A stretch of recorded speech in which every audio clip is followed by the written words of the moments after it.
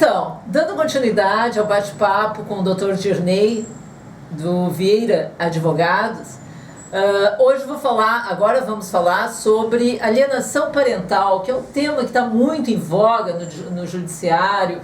Às vezes eu, como perita, fico me questionando, será que eu não estou com um olhar, porque eu estudo muito alienação parental, né? É um assunto que me chama a atenção.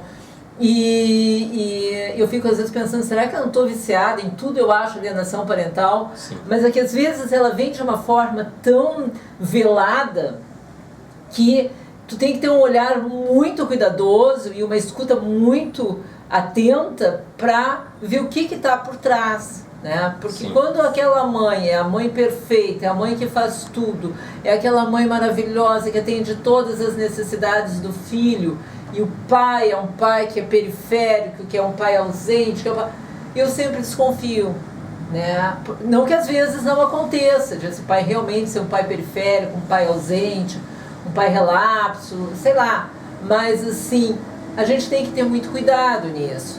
E como é que tu tem percebido, como é que tu nota, o que é alienação parental? Me fala um pouquinho assim, faz Sim. uma introdução sobre isso, sobre o assunto.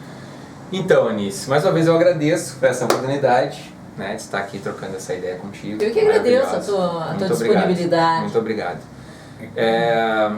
Alienação parental. Então, a alienação parental é a Lei 12.218 de 2010. Ela foi uma lei criada para proteger o genitor, que normalmente o genitor passa menos tempo com a criança ou com as crianças, né?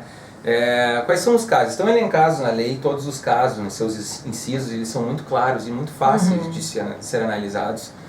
Mas assim, vamos colocar aqui alguns pontos que eu acredito que são os mais corriqueiros, né? Agora, só fazendo um parênteses, né, Dirney, que tu colocaste agora, que são muito claros os pontos que estão na lei, né? E a gente tem que ter cuidado, porque hoje, com a facilidade da internet, as pessoas vão lá, leem os pontos que tem na lei, no artigo 2, se eu não me engano. Sim. E o que caracteriza a alienação parental. E aí elas chegam para nós, peritos, com aquele discurso pronto. Claro. Né? E aí a gente tem que ter muito cuidado, porque daqui a pouco não é nada daquilo. Né? Claro, exatamente. Então, esses pontos elencados na lei, eles têm alguns que são mais corriqueiros, são mais normais de se verificarem, que mais ocorrem, né? Pelo menos é o que mais chega a nós no escritório. Né? Então, assim, existem aqueles casos em que vou colocar o pai e a mãe, vou colocar a figura do pai, mas isso pode ser ao contrário, sim, né? Podem muita ser mãe alienadora. e nós podemos falar aqui de famílias de diversas formas, né? E nós estamos falando aqui, inclusive, de pai, mãe, tio, né? Avós, né? Todos eles podem padrinhos podem sofrer essa alienação parental. Né? Então, a alienação parental, ela é minorar, ela é destratar ou tratar ou criar um aspecto, desvalorizar, né? Criar um aspecto naquele genitor que não passa tanto tempo com essa criança, com essas crianças. Normalmente é feito pelo genitor que está com a guarda ou que possui mais tempo, no caso da guarda compartilhada, que mora com a criança. Esse genitor, ele passa então a incutir nessa criança de forma muito sutil, mas na psique dessa criança, ele começa aos pouquinhos a falar mal daquele pai, a falar que o pai ele age daquela determinada forma. Implantação de falsas memórias. Implanta falsas memórias. Isso é uma questão muito grave e muito sutil e difícil de ser verificado, principalmente pelo advogado, e eu coloco até mesmo pelo juiz, porque o advogado e o juiz acabam tratando muito mais com a lei fria. E essa questão que vem por trás dessa implantação, o que é essa implantação? São sugestionamentos, são situações que são postas para a criança, que são inverídicas, mas que de tanto serem repetidas, acabam se tornando realidade para esta criança. Inclusive, existem alguns genitores que tomam para si essa realidade e têm isso como verdade mesmo. Então, e aí tu vê a doença do genitor, né? Exatamente, é uma patologia, e uma patologia que gera uma situação terrível, né? Porque tu pode aí acabar com um vínculo, porque a partir de que se um juiz determinar ou verificar que existiu alienação parental, ou se existiu um pedido liminar para afastamento desse genitor, desse pai que seria o alienador, aliás, desse pai que seria o transgressor, que seria o pai que em tese, o alienante, né? o alienante, ele vai acabar sendo afastado desta criança, e isso vai quebrar um vínculo muito importante. Que esse gera um trauma. Gera um trauma para a criança. Esse pai já vai deixar de ter o convívio, porque até que esse processo, que ante este processo, né, que os procedimentos aconteçam, que seja feita essa perícia, que saia o resultado da perícia e que se chegue numa conclusão, que como, por exemplo, que esse pai não é essa figura que foi criada para ele, esse pai já deixou de conviver com essa criança, esse pai deixou de... Esse afeto existente, que é muito importante para o desenvolvimento desta criança, já não vai haver, né? Esta criança que recebeu essa informação vai ser muito mais difícil, e aí eu coloco para ti como psicólogo aqui, né? Vai ser muito, acredito que seja, eu verifico pela experiência, que vai ser muito mais difícil para essa criança deixar de acreditar naquela situação que foi implantada na sua memória. E aí entra a síndrome de alienação parental, que até então, até junho de 2018, ela não era reconhecida, porque não estava no CID-10, no DSM-4, no DSM-5, né? Mas a partir de junho de 2018, ela passa a ser reconhecida no CID-11. E o que é a síndrome de alienação parental? É aquela criança que se junta ao alienador e começa também a denegrir, a não querer chegar perto do alienado, a rechaçá-lo, porque ele está vinculado a esse alienador. Então, a maldade desse alienador, a doença, a patologia que existe, ele consegue também transmitir a essa criança. Então, agora, antes a gente tinha que ter cuidado, porque como não estava no CID, a gente não podia colocar nas perícias como síndrome de alienação parental, mas agora a gente sabe, que já pode colocar, porque isso causa um prejuízo muito grande para a criança. Né? Com certeza. Inclusive tem um vídeo muito interessante no YouTube, que é A Morte Inventada. Né? Ele é um vídeo super pesado, mas muito bom de assistir para quem trabalha com alienação parental. Sim. Não, e nesse contexto da alienação parental, Bom, a gente está tratando aqui de uma situação tão séria que nós podemos falar aqui de abuso sexual. Sim, né? Então, assim, as falsas denúncias. As falsas denúncias, as falsas implantações de memória de abuso sexual. Uhum. Então, imagina que naquela criança, de tanto ser sugestionada e de tanto ser incutida na memória dela, que aquele pai agiu de determinada forma, lhe abusou sexualmente, aquilo vai ficar na criança como uma verdade, Sim. gerando essa síndrome posteriormente que acaba, né, destroçando uma família. Né? Mas essa questão só da síndrome, da alienação, não, do abuso, e isso é uma questão muito séria. Porque Sim. quando um juiz recebe uma denúncia de abuso, tá, encaminhada pelo Ministério Público, esse juiz vai afastar essa criança. Com certeza. Porque esse juiz ele não vai esperar para ver se é ou se não é. E esse afastamento é que gera uma situação muito dolorosa. Um sofrimento muito grande. Não só para o pai como para a criança. Eu já tive a oportunidade de periciar um caso que a mãe disse que o primo havia abusado da prima. A prima tinha na época 4 anos e o primo por aí. Que são os jogos sexuais, né? Mas só que na realidade tinha sido toda uma história que essa mãe criou e eu desconfiei, né? E na realidade já havia tido uma perícia, foi impugnado e me chamaram para fazer essa perícia numa comarca que eu tenho uma juíza que só me chama quando há suspeita de alienação parental. E aí ela me chamou e eu desconfiei. E fui ver, chamei a avó, chamei a mãe do tio, chamei professor, tudo, e a história era completamente diferente. Né? E foi muito interessante que aí esse ano a advogada dessa mãe, dessa alienadora, me chamou para avaliar uma criança, porque ela ia entrar com uma alienação parental, mas ela não queria passar pela mesma situação que ela tinha passado quando eu mostrei que a cliente dela estava contando uma história. Ela disse assim, eu achei super importante, claro que eu te impugnei, mas faz parte do jogo, porque tu mostrasse claramente quem era a minha cliente. Eu lia o teu laudo e via a minha cliente. Né? Teu parecer era laudo. E via a minha cliente. Porque essas questões de falsas denúncias de abuso sexual estão muito fortes no judiciário. E eu penso que tem que ter uma punição muito séria, porque, e não só a questão da punição, né, Dirney, mas a questão de encaminhar para um tratamento psiquiátrico. Com certeza. Não afastar definitivamente, mas assim, uma visita assistida com o alienador, né, e levar esse pai para um tratamento psiquiátrico, para que no futuro ele possa ter a sua visita só com a criança. Mas no primeiro momento, as visitas devem ser assistidas. Com certeza. Né? Não desvincular total para não gerar um sofrimento maior para essa criança. Porque já é uma criança que está traumatizada.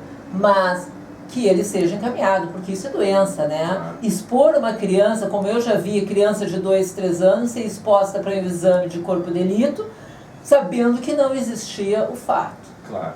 Né? Não, e aí vem uma situação que é de extrema importância, e essa análise, que é a figura do assistente, né? Do assistente técnico, da figura do psicólogo, a figura da assistência biopsicossocial também. Né? Então essa análise aí, psicológica e biopsicossocial é uma análise muito sutil.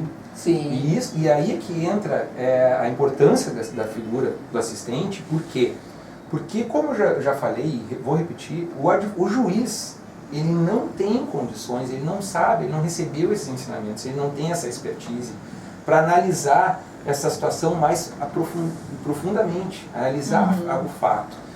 O assistente técnico, ele tem condições de fazer reunião, de solicitar entrevista com esses pais, fazer um parecer referente a essa situação toda. Tu pode me esclarecer agora com maior profundidade, mas a princípio, até mesmo as perguntas a serem feitas a um perito judicial, né? Então, essas questões, esses quesitos a serem feitos, essas perguntas a serem feitas para te chegar, para esclarecer o fato, normalmente o advogado ele não tem essas condições técnicas de fazer as perguntas exatas que devem ser feitas. E aí vem a figura do assistente social. Eu, como assistente técnico, se eu tenho oportunidade, se o meu cliente tem oportunidade financeira também de nós contratarmos, né, um assistente técnico, né, um psicólogo especialista nesta situação, é de extrema importância, porque esse psicólogo vai nos dar a base para nós peticionarmos, ele mesmo vai fazer petições, nós vamos apresentar pareceres, vai fortalecer muito mais o meu pedido, além de nós chegarmos, como o teu próprio exemplo, o próprio advogado analisar a situação. Muitas vezes a situação não é bem como aparenta. Né? E o advogado, naquela ânsia da defesa, muitas vezes está cometendo algum erro, alguma situação que está distorcida nesse contexto. E como a gente sabe que os processos demoram, né, são longos, que há muitos processos, o que eu tenho observado em algumas comarcas? De um cliente, aí tu pega uma situação específica lá na inicial do processo, e aí tu vai confrontar o teu cliente, o teu periciado. E aí ele diz assim, não, mas eu não falei isso. O que acontece? Ele deve ter falado, porque no calor da emoção eles falam as coisas, né? Sim. E depois esqueceu, porque aquilo não aconteceu. Né? Só aconteceu no imaginário dele. Então ele já não lembra mais. Ou muitas vezes, lá no início eles eram inimigos, não podiam se ver, e quando chega na perícia eles já são amigos, já estão na sala de espera conversando, né? Estão numa boa. Então a gente tem que ter muito cuidado, ter um olhar e uma escuta muito imparcial.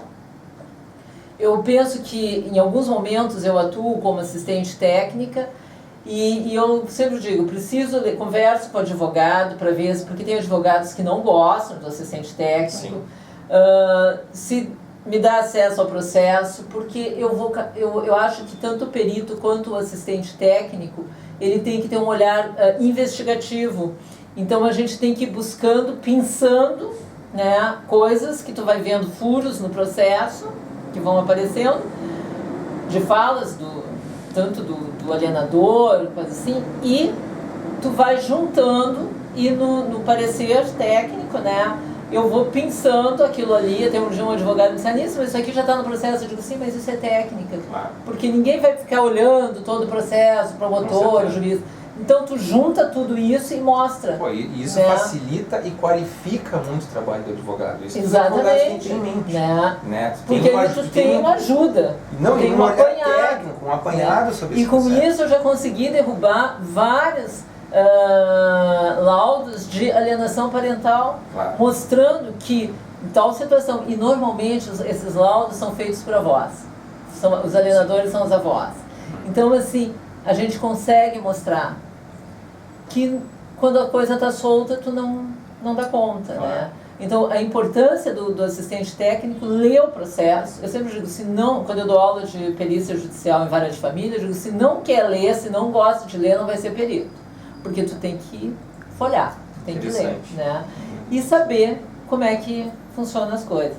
Teria mais alguma colocação para fazer, Girnei? Não, eu acho que, da minha parte, foi maravilhosa essa conversa. Eu não sei se já gostaria de finalizar. Sim, vamos já caminhando para o final. Eu quero te agradecer. Eu acho que assim... Desculpa, eu até vou te interromper e vou te pedir desculpa, mas eu vou me veio aqui uma situação importante.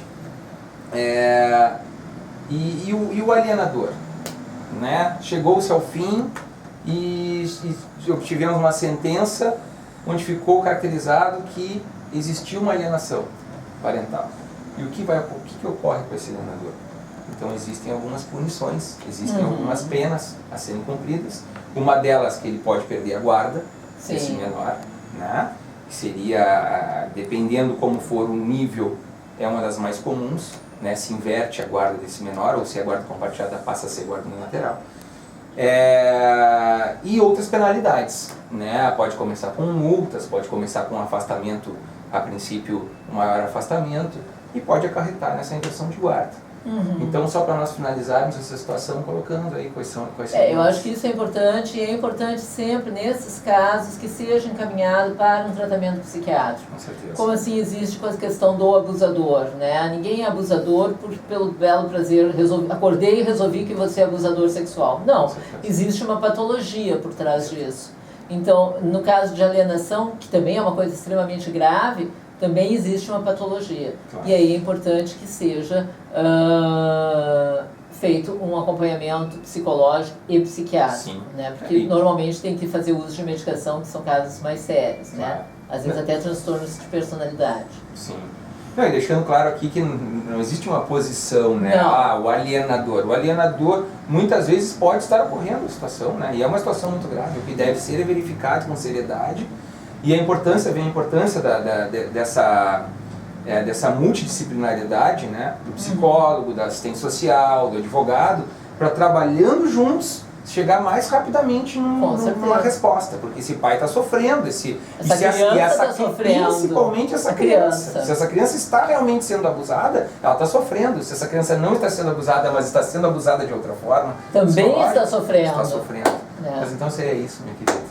Girnei, muito obrigada, acho que foi extremamente enriquecedor, foi muito bom. Temos vários assuntos para conversar em outros momentos. Com certeza. Né? E valeu, ficamos até a próxima. Gostou da entrevista? Vá no meu canal, no YouTube, dá uma clicadinha no sino para não perder os outros vídeos. E entre nas redes sociais do Dr. Girnei, no Instagram, no Facebook, que é... Vieira Advogados RS, né? Facebook e Instagram, Vieira Advogados RS, ou Girnei Vieira Júnior no Facebook também pode entrar em contato conosco. E o nosso telefone do Vieira Advogados é 3228-4971. Entre em contato conosco se precisar de alguma assistência nesses casos de família e sucessões e tudo mais. Mas antes eu gostaria de agradecer muito pela oportunidade, muito por esse momento agradável. E espero que aconteçam mais vezes. Com certeza, com certeza.